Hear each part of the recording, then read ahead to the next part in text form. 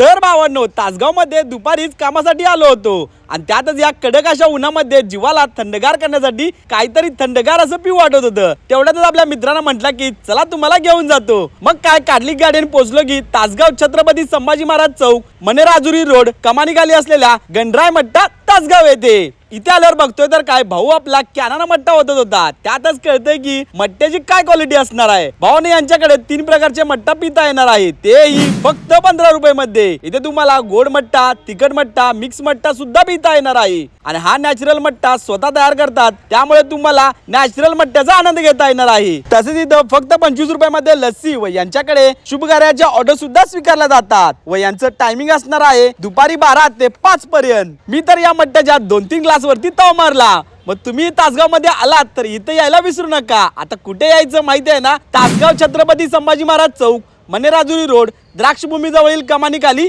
तासगाव मध्ये।